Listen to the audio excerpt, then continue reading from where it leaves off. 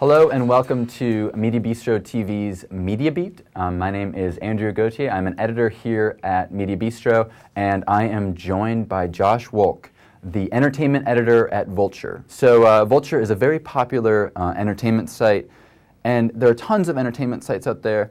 What I'm curious to hear from you is, are there certain styles or techniques that a bunch of entertainment sites employ that kind of bugs you?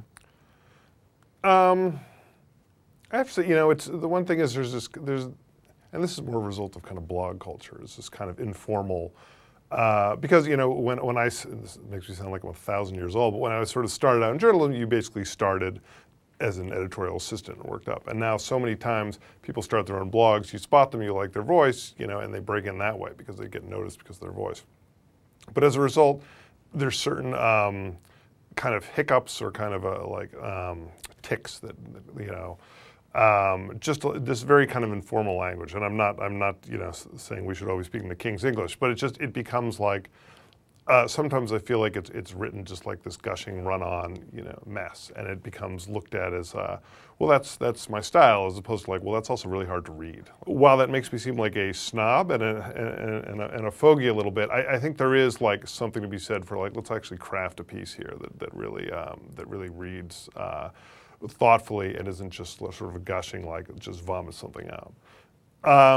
There's also, and this is actually more of a result of all the competition. There didn't used to be this much competition. Things like Deadline and Nikki Fink has become read by the mainstream more, and there's this kind of blending of the Wrap and Gawker and Vulture and EW. There's this fight for exclusives, and as a result, I think the word exclusive has gotten devalued a little bit, because there's sometimes where you just sit, and we'll think about that sometimes, like, do we put exclusive on that, or does exclusive put given an import that this story doesn't have? Like, yes, we're the only person who did it, but is that really something you should be blasting trumpets over?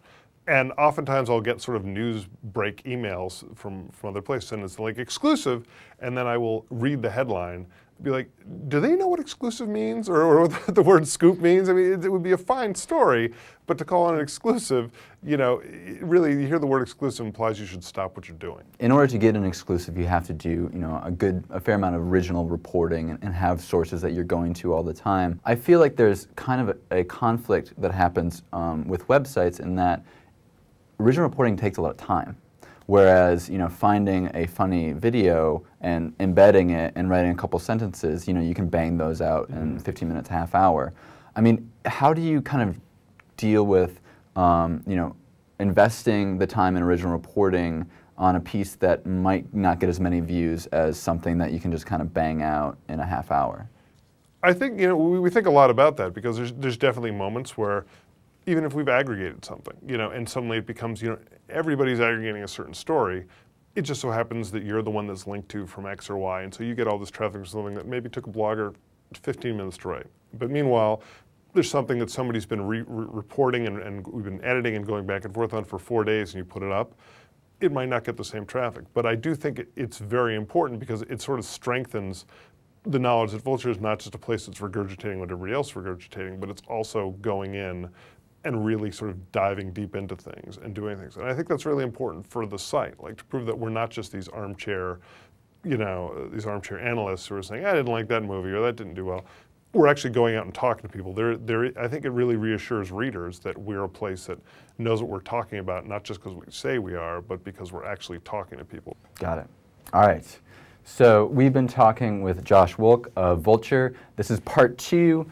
Next up is part 3, in which we'll talk a little bit about kind of perspective. Josh will offer some career advice, and we'll talk a little bit more about entertainment writing. You've been watching Media Beat on Mediabistro.com.